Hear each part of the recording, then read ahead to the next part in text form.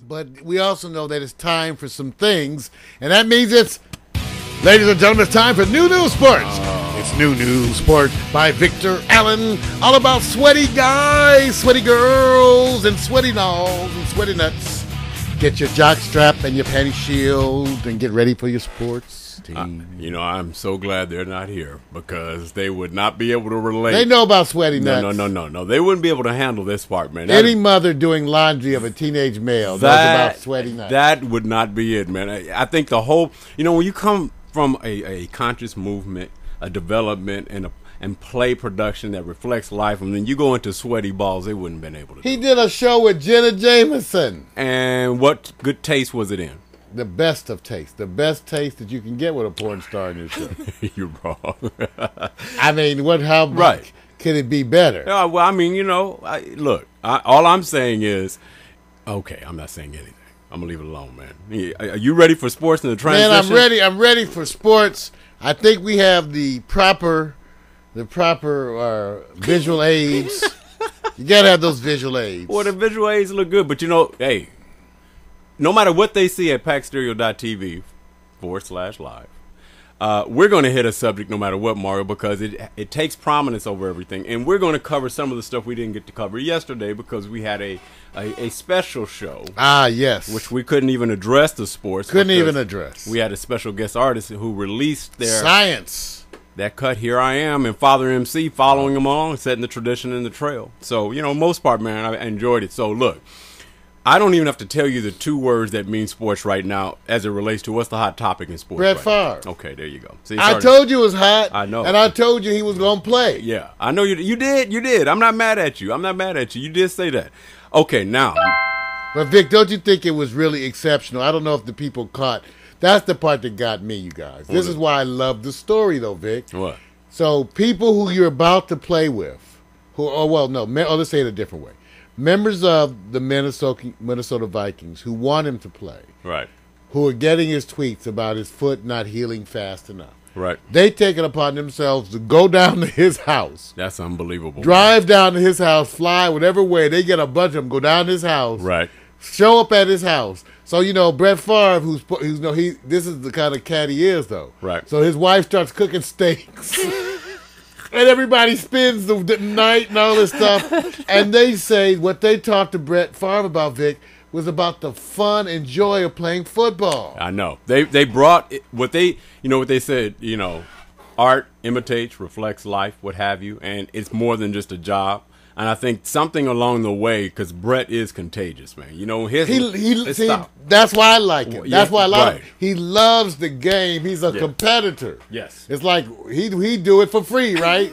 Right. He would do it. I mean, that's how you do stuff because you would do it anyway. You want him to get paid for it. Right. But even if you didn't, you'd still be doing it. Right. Like us. Right. But and the part, the more that makes it so interesting is that he, when you look at the thing that he's done as it relates to surprising the players that he plays with, the butt slap where he gets you and hits you hard. Have you ever seen? I hate the butt slap. No, I played football. Oh, did you? And I wasn't all into the butt slap. No, but you see how hard he does it. Yeah, but that's what I'm saying. I don't even like it soft. Hard, soft. I just leave my butt alone. Well, hey, look. Let's just do this. All right. Let's look at Tavaris Jackson because he's left out. Do we get to look at him? Yeah, well, I kind of forgot, Vic. Come on now. I got to ask you because you know better than me, Vic. Because I kind of got lost, Vic. Right. Since I haven't seen him play in so long, I can't remember if he was a good. And you know what? Man. The worst thing about Tavaris? What is that? Is that his name is too close to Jamarcus. Oh, you know what? Hey, I'm sorry. And first thing when you say, I say, is that. When I say his name, is that? Wait, which one of them? Was that the one? You just, man. Was that the one at Raven? I'm just saying that's. You got him in the news and he's not in the news. Okay. But I'm just saying because, Vic, I wonder, that's what I'm saying. Right. And I'm asking you, is he really a good quarterback? And how is he going to be in the backup role? And, Vic, how is he handling the issue with Brett Favre coming and going? I think that's an interesting side story. Well, they do say this. There's one thing they said. He has handled it almost the best way you can. Humbled, his job, his focus, his role. as opposed to the questions that's being asked. How do you feel about them going down there, asking Brett Favre, please come back, as a reflection on, is that lack of confidence in you? And everybody's not rallying around you. You got the troop going down there when it's almost at 11th hour to say, Brett, you got to come on back, man. So the bottom line is, how does that make Tavaris feel? Well, there's some wonderful examples of people riding the bench who were waiting. I think of Steve McNair. Right. Behind Warren Moon. Right. And stuff like that. I mean, remember how long it took for McNair? Right. To get his prominence. So there's some of them, they don't get known. It takes them a while. Right. So, you wonder. But I was just wondering because I don't know. It's been 2 years. I don't know what kind of a quarterback. I'm going to say this. I'll say this much. Some quarterbacks are projects, and they're projects. And then when you think about the scenario that they had Tavaris Jackson there before Brett Favre even came to the team. Right. So they didn't see that this would be an opportunity for Brett to come to Minnesota. They were dealing with a project. All of a sudden, guess what? The gateway comes and swings around, retire. I'm leaving Green Bay. Guess who got him now? Well, he still may be a project, though, because here's the thing. Isn't it the smart, no matter what, Brett Favre is not around for a bunch of seasons. So the smart thing is to play this right. No, that's why I think he's smart. I think he's smart. He says, okay, at most, how many years does Brett have left? At most. And I would go, if you go 2, I'm shocking. But you know what, Brett? Yeah, that's what I'm saying. If you go 2, I'm shocked. Yeah. 2 would be the max. Yes. Yeah, that's what I'm saying. And it's probably this is it. Yeah. So now that we know that Brett Favre is going to be playing probably, and it looks like a leg or a foot, that is not 100%. Nobody really cares about whether he's healthy enough. But here's the part. Do you think he will perform better, equal to last season, or worse? Because remember, last season was his best production season as a quarterback. I think he will come pretty close. You think so? Yeah, I think he still has. I think the issue with the foot is rest and getting the proper rest. And he's such a veteran, he doesn't need the same kind of practice. They need the physical conditioning to get right, and they know. But in terms of his head and knowing what to do, he don't need no practice for that. Right. Now, he just needs to be tuning up his body. That's all he needs to do. Now, I agree. Now, here's the part that gets me on this, because one thing I have to admit, people have a short memory when it comes to the last season, because they say, oh, man, New Orleans is going to be straight up the favorite right now. But every year you get a crop of players who step up like quarterbacks in their first year across all positions on the field and step up and make that team that was close to getting to the Super Bowl way better. The part that I think that exposes teams like New Orleans is, did they get way better with this last season and this rookie crop? Not really. They basically are working with the same cats they're working with. New York Jets got a lot better, and they look good and confident. Now, still, it's preseason. Wait. Okay, because you're saying they're better now? Because you weren't so sure before. No, I wasn't so sure about the running back as it relates to the running game. Because that was the thing. We weren't sure if they were better or the same. They shifted some people in and out. They did, and the part that I had to go look at, because I was speculating the same way. I didn't pay attention to – it's like fantasy sports. I didn't pay attention to all the positions that they had recruited or they drafted. And the shift in philosophy, because the way they use LT in the preseason game, didn't that sort of change? It did my mind. Yes. I said I forgot I hate to say that. I forgot how good LT was as a receiver. Yeah. And going to this, using him in the offense in the way they did. Right. I said, oh, that's a really great way. You know who reminded me of? They had players in the past, like those spot players who were known. The Giants had, I forgot his name now. Really? Of the player who was, they're just known for being those utility players that can come in, catch the ball, run the ball. Yeah. That kind of thing. Yeah, you know what he reminds me of, what you would call an older version of how they were using Reggie Bush. Coming out the backfield, they're going to be utility. What did they say? Running backs by committee. There's no one running back. And Green, I believe his last name. I think it's Sean Green, is the other running back. Looked very good. And so the part that they were talking about, which I paid attention to, I didn't see this before. I speculated on the loss of Thomas Jones, and now I got to see him, and I said, whoa, he runs with his shoulder pads down and forward. And the way he runs, I said, okay, that changed. Now I see what they said.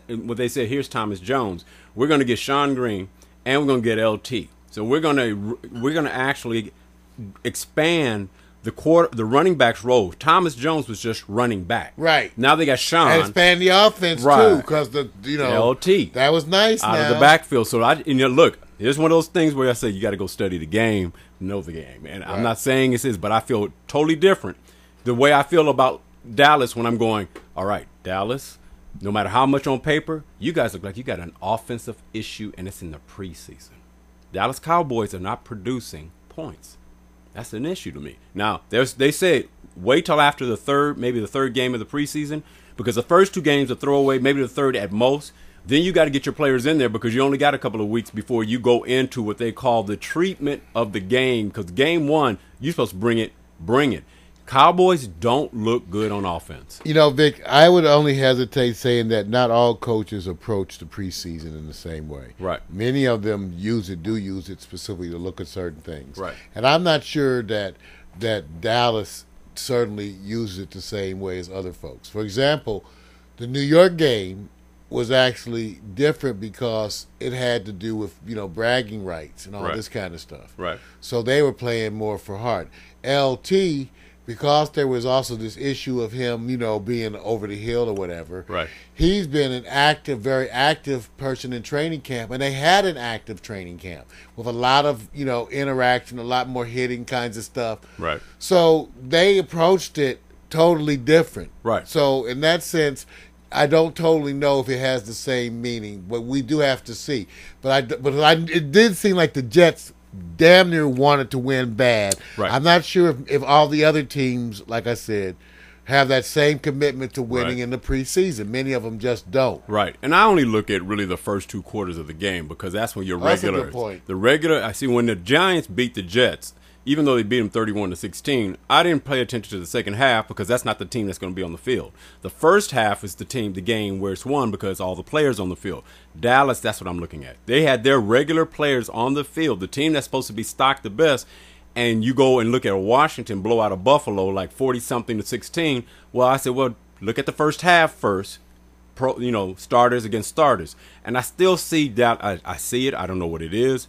But they said, look, if they're not producing and they're holding back and they're the starters, that's not a good example. And you really are showing your wares because you're allowing other players who are drafted to come up and creep up into your position. So you got to produce. I just still see Dallas number 1 in that division. And I think the question would be the battle between New York and Washington Redskins, whether or not the Washington Redskins have made a big enough change. Right.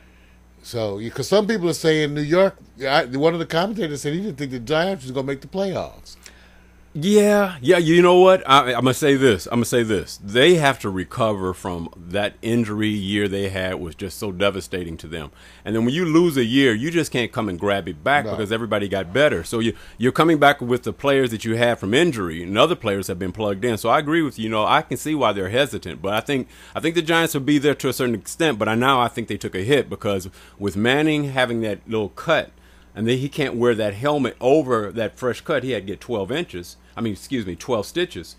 They can fix that. Well, they can, but they said, the part about what's going to happen is you'll be the one that's saying who's going to hit him where the helmet hits his head, where he had to have 12 stitches. Well, yes, they'll bleed. But that's the whole point. They're not supposed to have, when they're bleeding. Yeah, he'll sit down. I mean, at least it's not a big physical threat. No, they didn't say that. That's what they're saying. They said the part.